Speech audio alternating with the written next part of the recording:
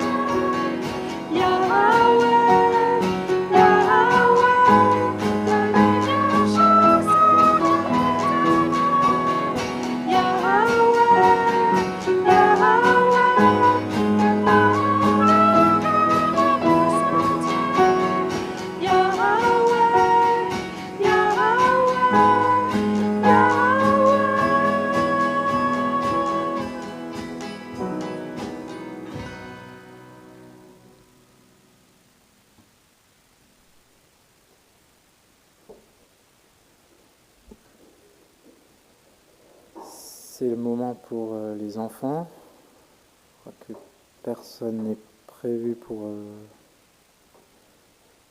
les accueillir. Je ne sais pas si quelqu'un... ou il reste avec nous.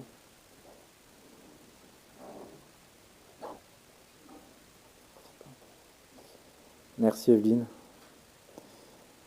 Voilà.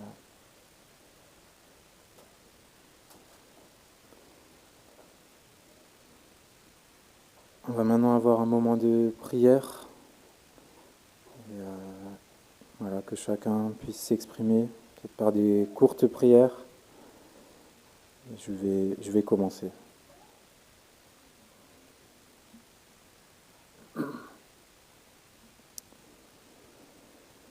Seigneur, je voudrais te remettre les enfants qui vont partir maintenant avec Evelyne. Également tous les enfants qui ne sont pas là, qui vont en colonie ou qui y sont. Que tu puisses leur parler dans ces voyages, dans ces colonies. Que tu puisses leur donner cette soif de te découvrir. Je te remets également tous les organisateurs, tous les moniteurs. Je te prie pour tous les enfants de cette église. Je veux te prier que tu nous donnes de nouvelles familles, avec de nouveaux enfants. Que tu puisses donner un nouvel élan. Merci parce que tu prends soin de nous et tu réponds à nos prières. Amen.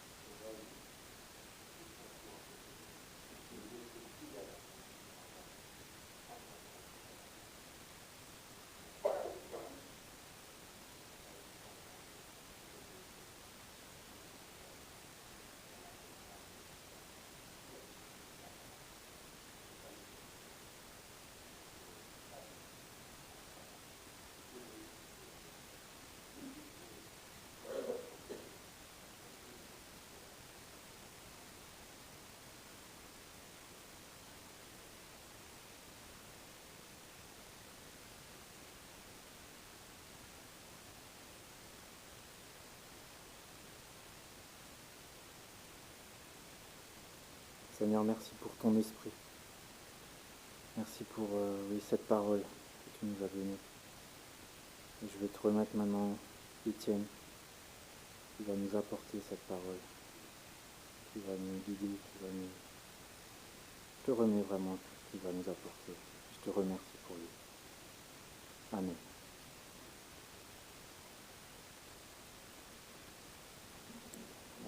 Je te laisse la place. Oui, bien sûr.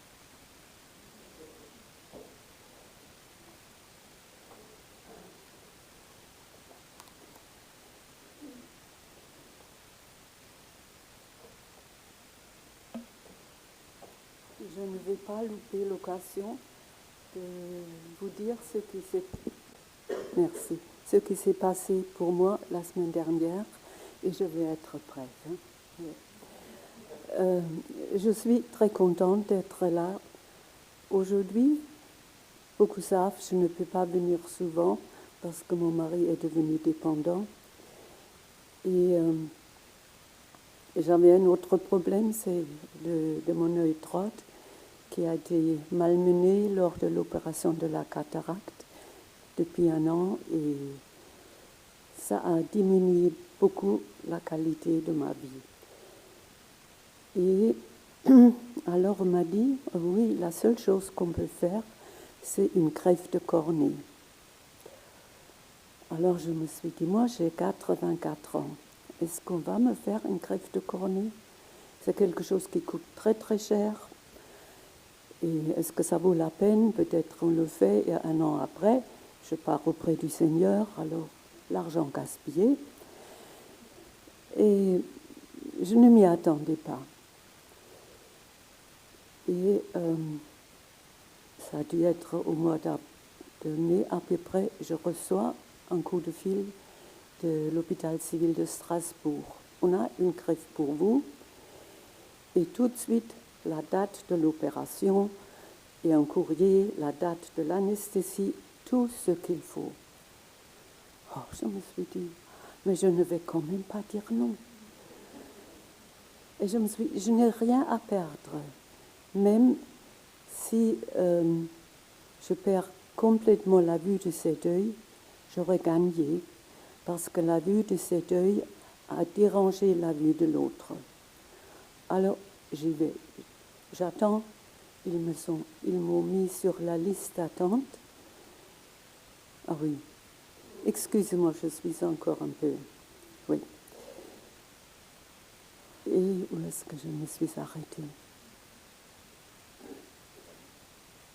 Sur la liste, et j'avais la date, et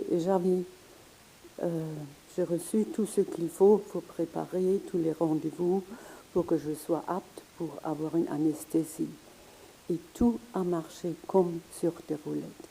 J'ai eu un rendez-vous chez un cardiologue dans l'espace de 2 jours. Ça n'existe pas normalement. Et mon mari a pu avoir un séjour au Liebfrauenthal pour que je puisse faire cette opération.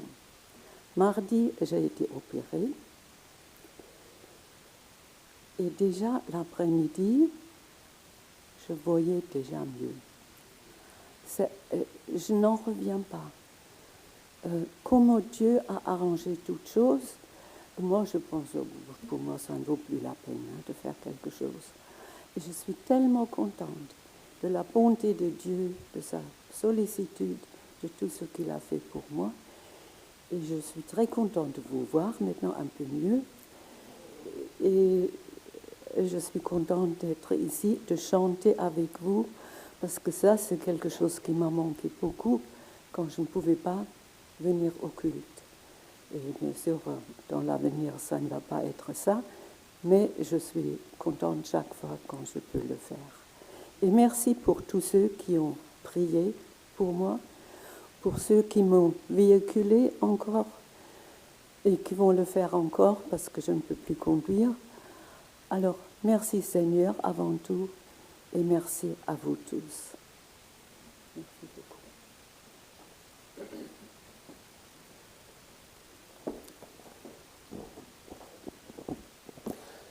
Bonjour à toutes et à tous. Alors je me dis que l'introduction là, elle est top ce matin. Parce que le sujet, ça va super bien avec le sujet que j'ai choisi. Mais je vais quand même encore évoquer d'autres choses.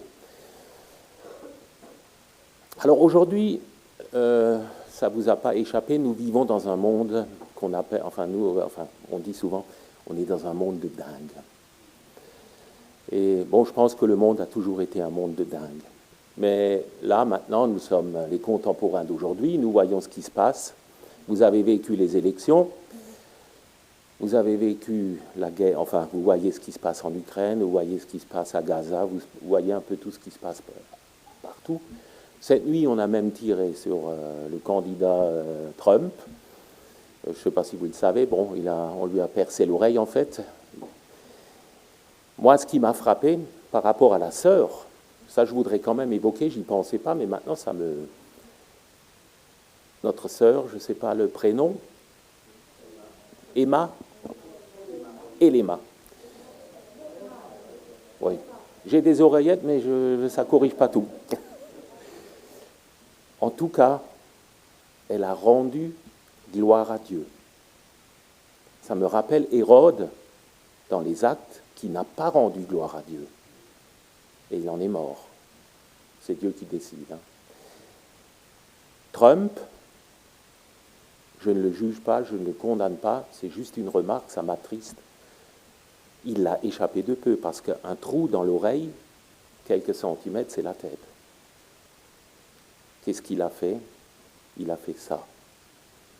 Je trouve que c'est dommage. Moi, à sa place, j'aurais dit « Merci Seigneur ». Maintenant, il l'a peut-être encore fait par la suite, je ne sais pas. Espérons pour lui. En tout cas, il a été épargné. Nous vivons donc dans un monde de violence. Les élections étaient violentes. Il y avait des insultes. Il y avait de la colère. Enfin, moi, j'ai été frappé. Alors, aujourd'hui encore, beaucoup de personnes évoquent dans la société le Dieu de la Bible comme un être sévère, autoritaire et même cruel, particulièrement en s'appuyant sur l'Ancien Testament.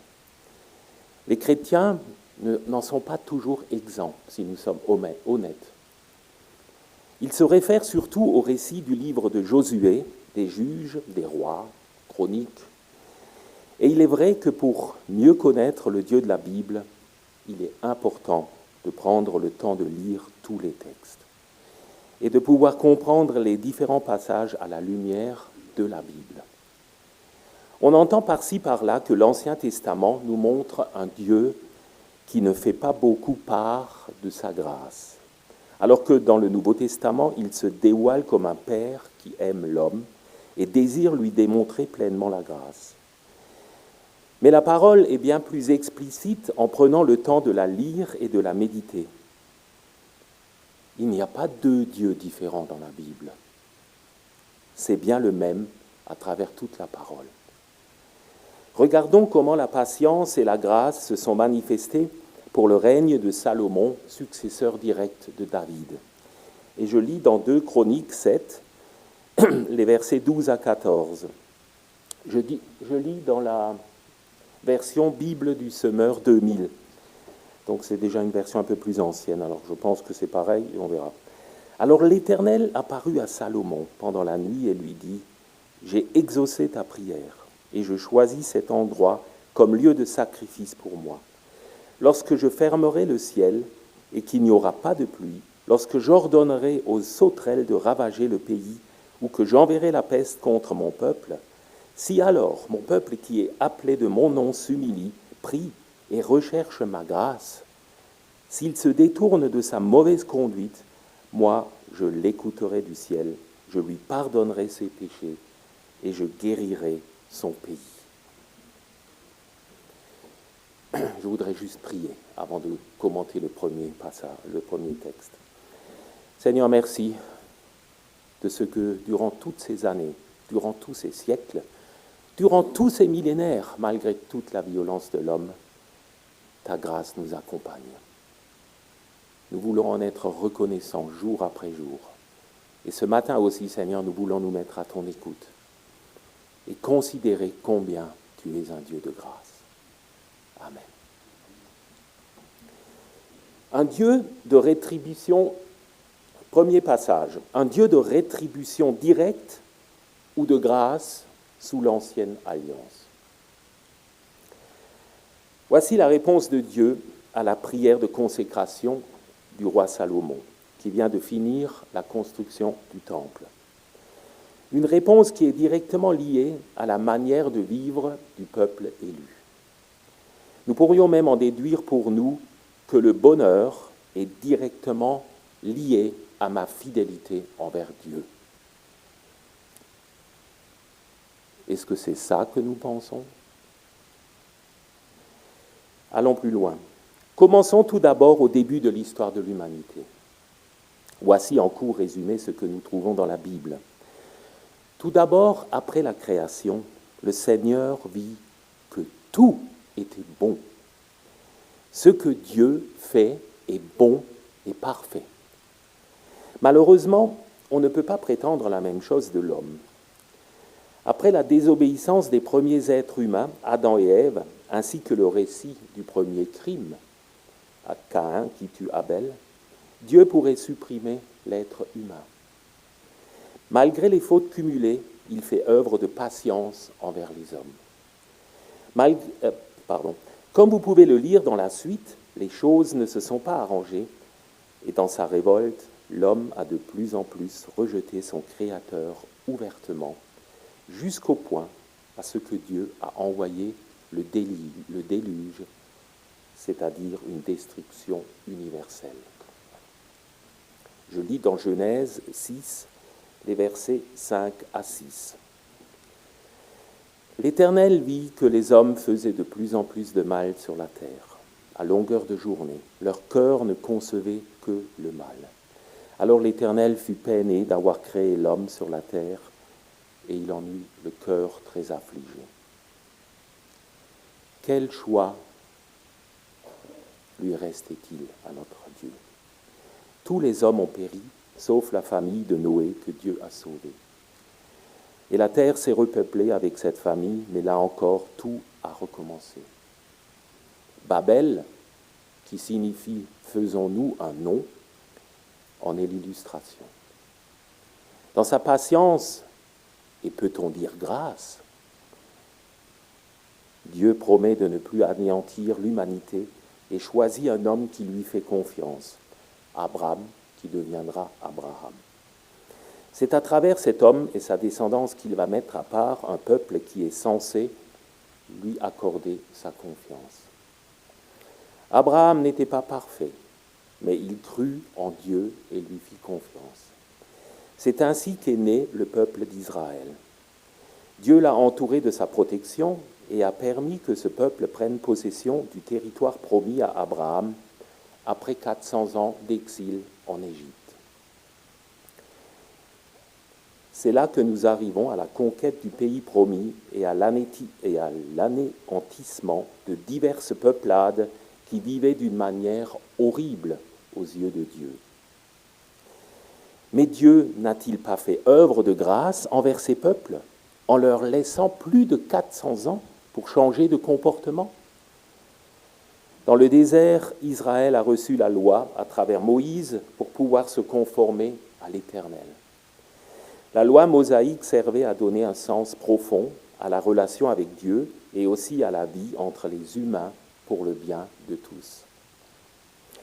Mais nous réalisons, en lisant la suite des livres de Lévitique à Chronique, que le peuple élu n'a pas pu accomplir pleinement la volonté de Dieu. Loin de là.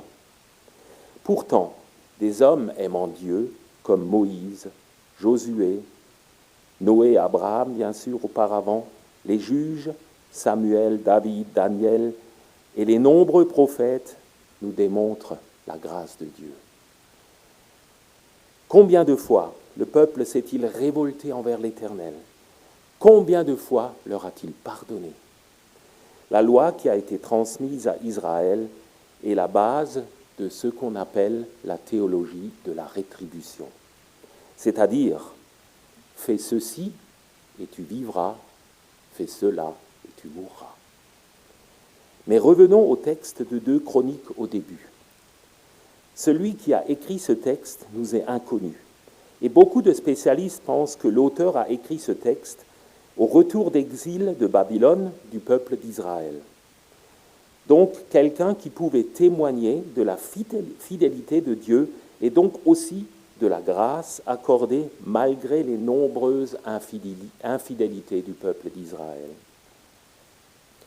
Pendant l'inauguration du temple par Salomon, au chapitre 6, nous voyons la prière que le roi adresse à Dieu. Dans 2 Chroniques 6, les versets 36 à 39 que je lis, « Il se peut qu'ils commettent un péché contre toi, car quel est l'homme qui ne commet jamais de péché ? Alors tu seras irrité contre eux, tu les livreras au pouvoir de leurs ennemis, qui les emmèneront en captivité dans un pays étranger, proche ou lointain.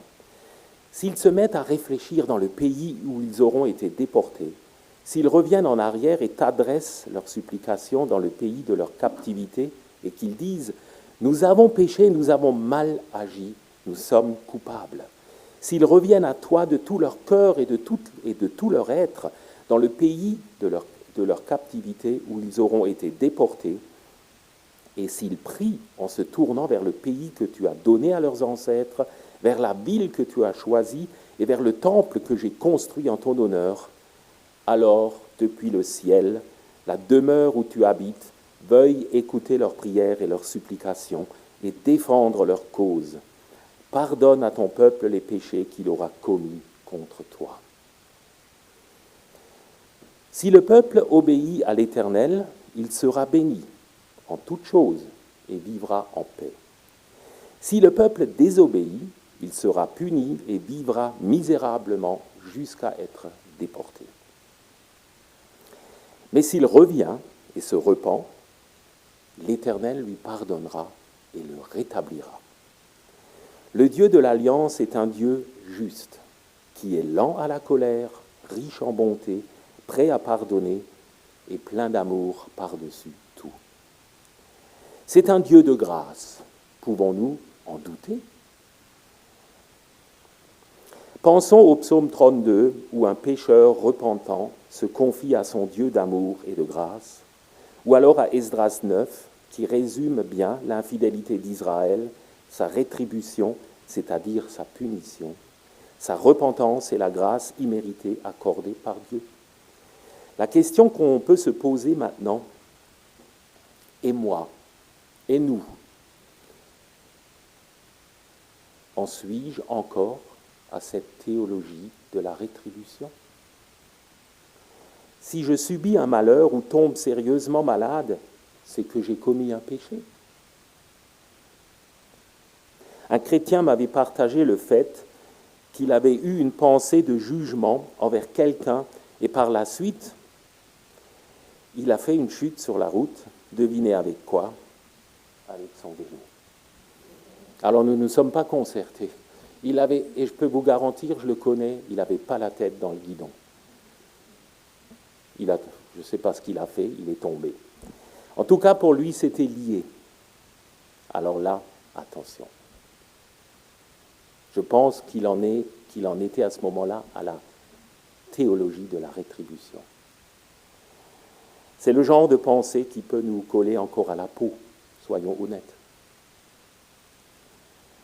Ne soyons pas comme les amis de Job, qui voyaient dans tout ce qui lui arrivait de malheureux la punition de Dieu pour son péché. Nous savons que ce n'est pas vrai en lisant le livre de Job. Ils se sont complètement plantés, même si leurs affirmations théologiques étaient très justes, mais ils ne voyaient pas ce qui se passait dans les coulisses. Et ils ont condamné Job pour un péché. Ou alors, si tout va bien dans ma vie, ben oui, c'est parce que je suis fidèle au Seigneur. C'est normal, tout va bien. Alors Job, il y a quelque chose qui cloche là-dedans. Combien vite je me retrouve dans une affirmation orgueilleuse. Non. Tout va bien parce que je suis fidèle. Je suis épargné du malheur, de la maladie, grâce à ma fidélité envers Dieu. Suis-je seul à tomber dans ce piège d'orgueil? Salomon savait combien l'homme est capable de trahir son Créateur. Lui-même n'a pas suivi fidèlement le Seigneur dans tous les domaines de sa vie. Moi aussi, je réalise combien vite je tombe dans le péché, c'est-à-dire je donne plus d'importance à diverses choses dans ma vie qu'à celui qui m'aime d'un amour fidèle et désintéressé. Combien de fois ai-je demandé pardon à Dieu, mais heureusement acquis la conviction qu'il m'a pardonné. Je ne peux que m'humilier devant mon Seigneur en reconnaissant sa patience envers moi et sa grâce déversée sur un pécheur repentant. Rappelez-vous la question posée au début de cette partie. Mon bonheur est-il directement lié à ma fidélité envers Dieu? Non, mon bonheur ne dépend pas de ma fidélité, mais de sa fidélité et de sa grâce. Je voudrais vous faire travailler un tout petit peu. Quel personnage biblique, un peu moins connu, vous rappelle la grâce de Dieu dans l'Ancien Testament? Dans l'Ancien Testament, vous avez des noms, peut-être une idée? J'en ai pris 3 au hasard. Jonas, oui, je ne l'ai pas sur ma liste, c'est bien. Je m'attendais à des noms justement hors de cette liste. La grâce qui se manifeste. Qui? Néhémie. Voilà, lui fait partie de ma liste. J'ai tout de suite pensé à Joseph. Oui, lui, il a expérimenté la grâce de Dieu. La grâce du Dieu de l'Ancien Testament. Je pensais aussi à Ruth, avec Noémie. Elles ont vraiment vécu la grâce de Dieu. Et je pensais encore à un livre de la Bible où le nom de Dieu n'est jamais cité. Esther et Mardoché. Dieu a quand même sauvé un peuple à travers eux. Ils ont expérimenté cette grâce de Dieu.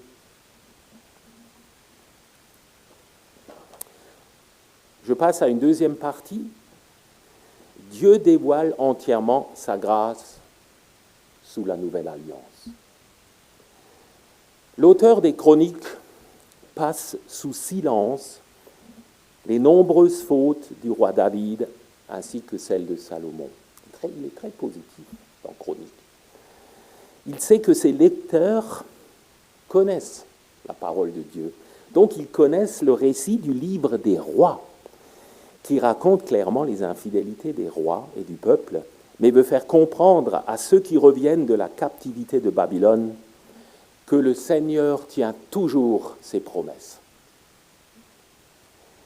La punition annoncée suite à la désobéissance du peuple d'Israël s'est vraiment accomplie. Mais la promesse qu'il y aura toujours un roi sur le trône de David, selon le verset de 2 Chroniques 7, 18,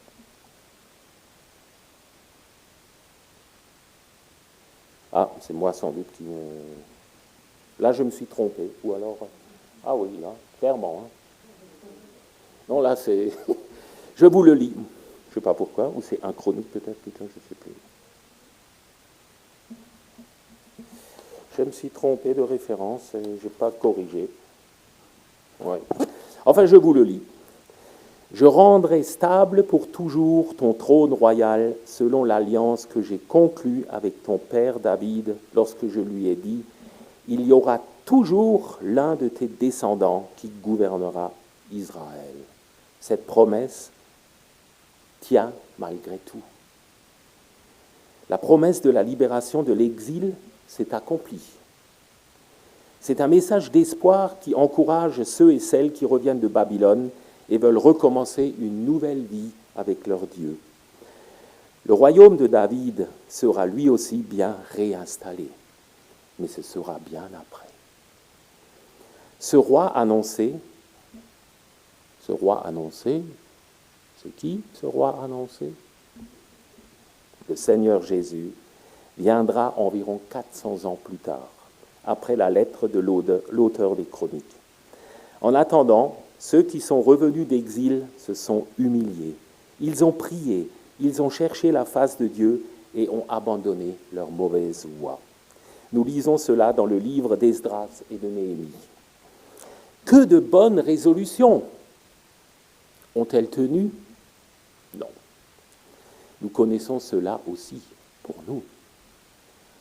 Face à quelque chose qui nous tient encore ou à nouveau en esclavage, nous prenons régulièrement la décision de le délaisser. Pour certains, 1er janvier. Mais tant que nous nous appuierons sur notre volonté propre, nous n'y arriverons pas.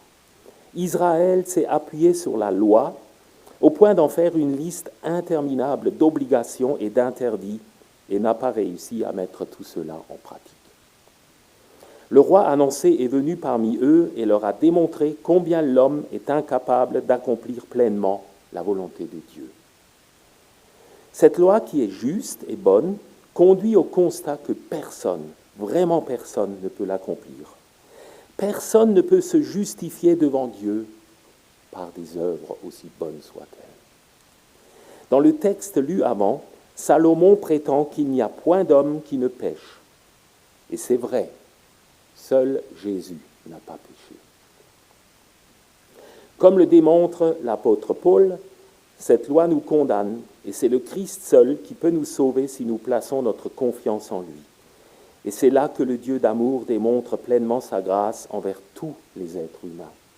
C'est ce même Dieu de grâce que nous voyons agir dans l'ancienne alliance qui offre maintenant, d'une manière visible, sa grâce aux Juifs et aux non-Juifs, c'est-à-dire à tous les hommes.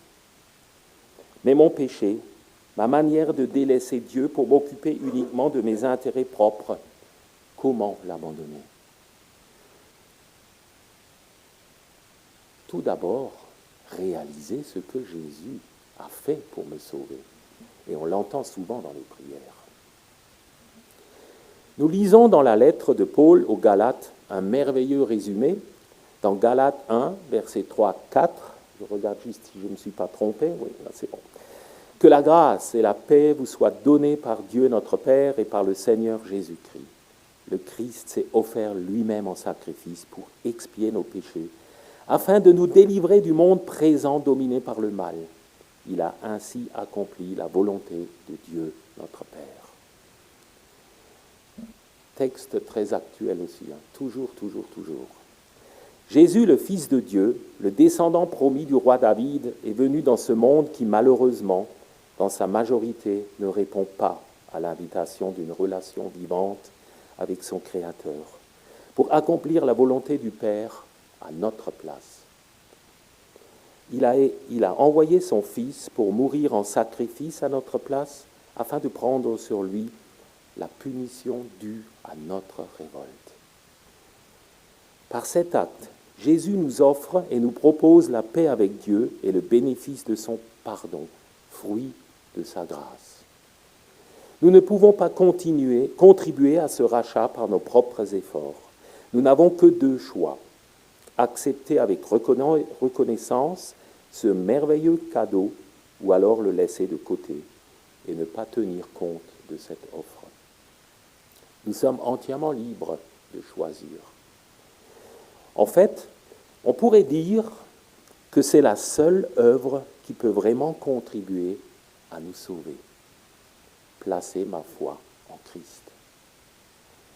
L'Éternel avait promis à Salomon et au peuple d'écouter attentivement et de considérer favorablement la prière faite dans le temple. Il avait choisi cet édifice pour en faire un lieu saint et pour y être à jamais présent. Il veillerait toujours sur le temple et y aurait son cœur. Mais Dieu peut-il habiter dans un ouvrage fait de main d'homme? Ce temple a été très détruit par les Babyloniens en 586 avant Jésus-Christ, reconstruit plus de 70 ans plus tard et détruit définitivement une seconde fois quelques années après la mort et la résurrection de Jésus-Christ en 70 de notre ère. La promesse du temple en pierre était liée à l'obéissance du peuple. La promesse du successeur de David est liée à Dieu. Vous voyez la différence? Voici le constat. L'homme n'est pas digne de confiance alors que l'Éternel est fidèle. Sa grâce est aussi sûre que son être et il ne peut se renier lui-même. Troisième point, comment répondre à cette grâce? Nous avons vu dans la première partie combien le plan parfait de la grâce de Dieu était présent sans être dévoilé entièrement dans l'ancienne alliance. Nous avons vu aussi à quel point il est difficile à l'humanité de saisir cette grâce. Le choix que Dieu laisse à sa plus belle création, l'homme, semble se retourner contre Dieu lui-même. Dieu prend un énorme risque.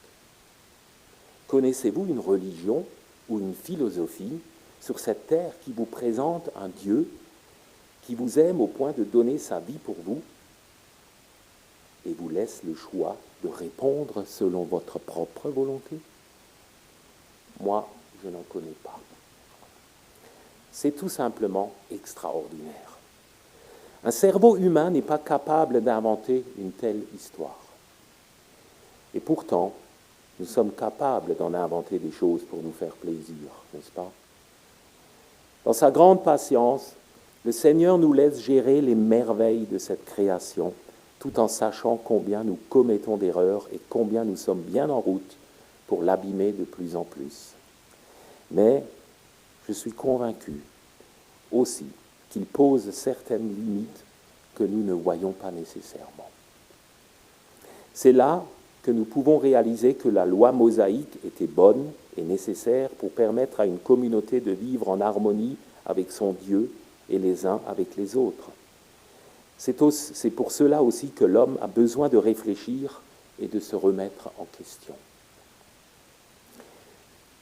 Je lirai pour la deuxième fois 2 Chroniques 7, 14, qui est toujours d'actualité et qui est très connu. « Si alors mon peuple, qui est appelé de mon nom, s'humilie, prie et recherche ma grâce, s'il se détourne de sa mauvaise conduite, moi, je l'écouterai du ciel, je lui pardonnerai ses péchés, je guérirai son pays. » Ce qui a changé par rapport à l'époque du roi Salomon, c'est que nous avons aujourd'hui l'homme parfait qui nous offre cette grâce, qui nous aide à nous détourner de notre mauvaise conduite, qui intercède pour nous auprès du Père et qui nous a acquis le pardon une fois pour toutes. Ne nous confions pas dans une religion comme Israël l'a fait. Le prophète Jérémie leur dit, dans Jérémie 7, les versets 10 à 11, «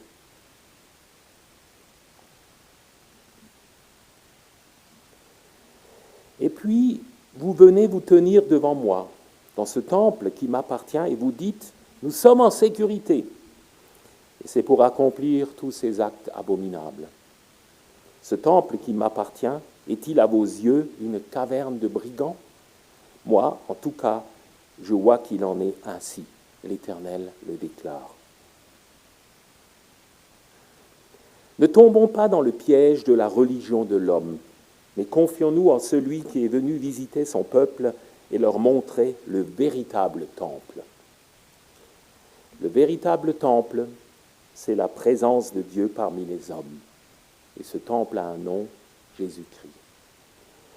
La loi de l'Ancienne Alliance avait pour but de démontrer l'incapacité de l'homme à être fidèle à Dieu et de diriger le regard vers de l'être humain vers celui qui allait venir le libérer de l'esclavage du péché, Jésus-Christ.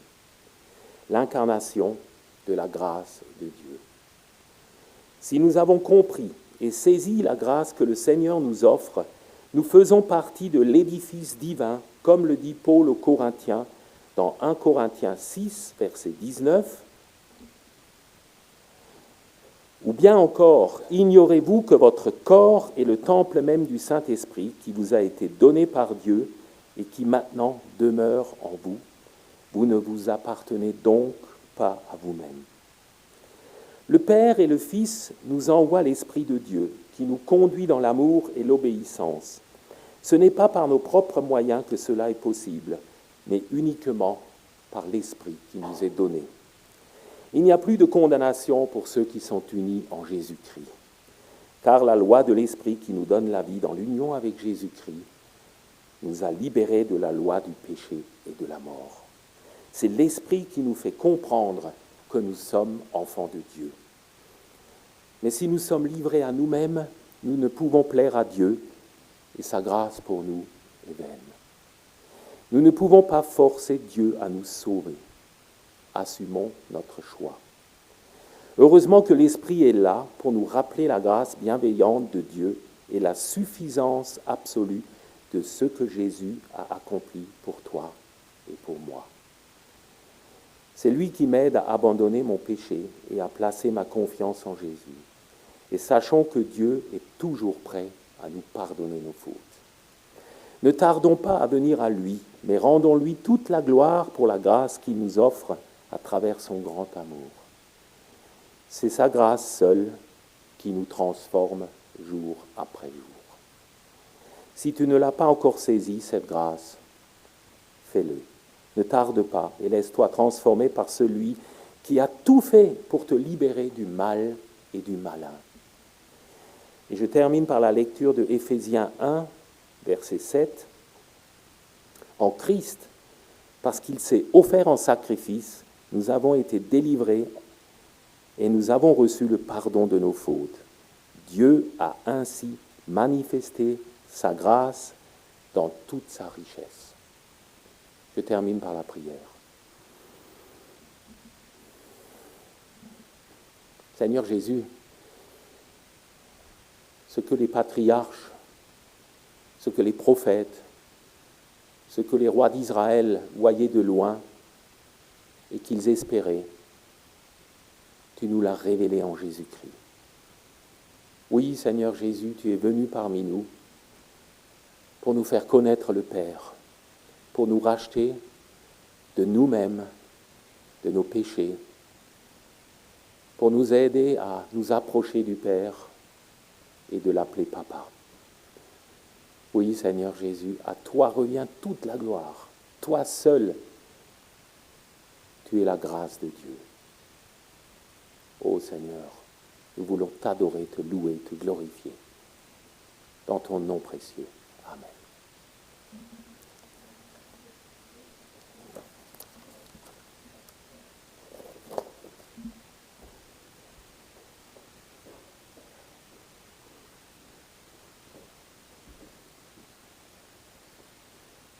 Merci Étienne pour ce message sur la grâce. Et merci aussi Elma pour ton partage spontané. J'en viens au temps des annonces. Donc, pour les annonces de la vie courante d'Église, je vous invite à vous référer au programme du mois. Mardi prochain,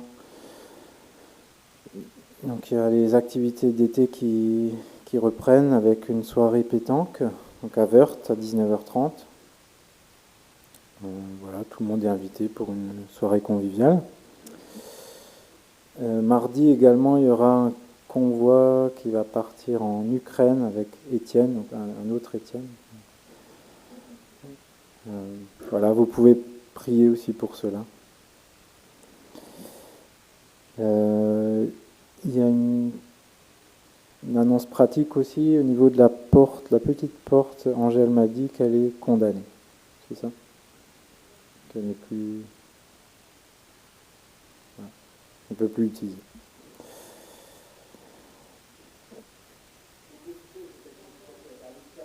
À la porte à l'extérieur, oui. Pour aller dans le parc, c'est ça. Oui.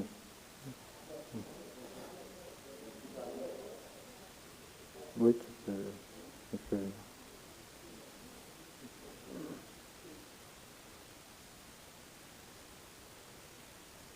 Je vais juste prévenir d'un petit changement. Le groupe de Maison de Wörth d'études bibliques a décidé la dernière fois qu'on n'appliquera pas de pause estivale. Donc la prochaine réunion, c'est mercredi à 20h, ici à Wörth, à la salle Espérance. Et je vous invite tous à venir, aussi ceux qui ont peut-être l'habitude de fréquenter d'autres groupes, ceux qui ont envie, qui ont soif, faim, de nourriture spirituelle pendant les vacances. Voilà. Donc, ceux qui n'étaient jamais là, c'est plutôt ouvert, on échange un petit peu, hein, c'est relativement libre au niveau de la forme. Voilà. À mercredi peut-être. Merci Mario. Alex également, une annonce pour dimanche prochain.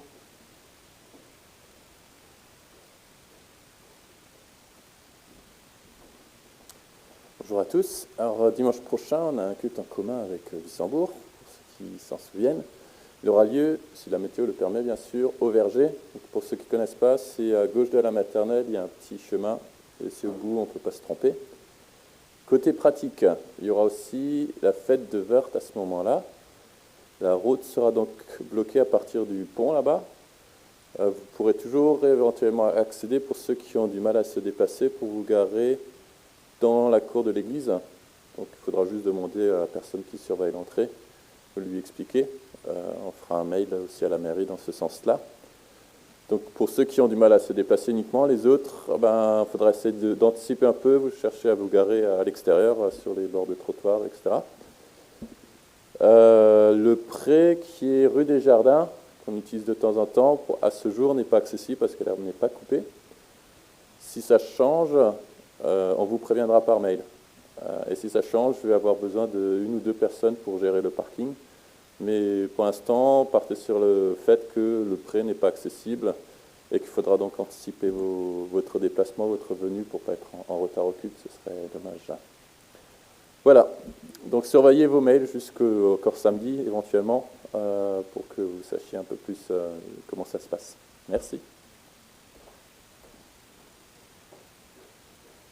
Merci Alex. Il y aura aussi une agape après ce culte, c'est ça? Ouais.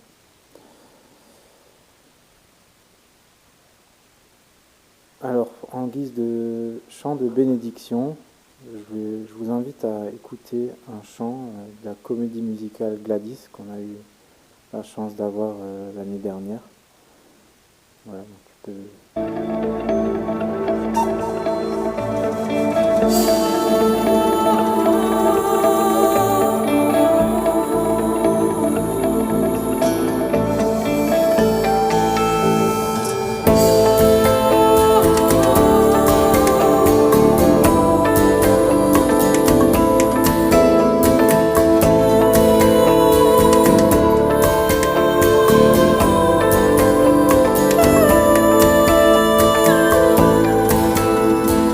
Que l'Éternel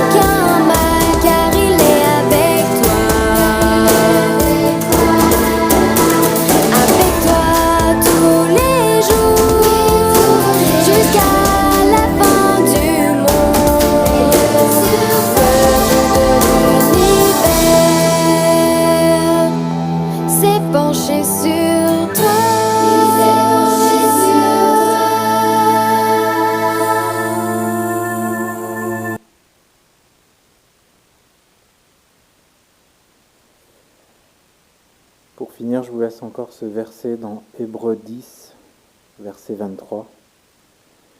Restons fermement attachés à l'espérance que nous reconnaissons comme vraie, car celui qui nous a fait les promesses est digne de confiance. Je vous souhaite à tous un très bon dimanche, une bonne semaine et à dimanche prochain.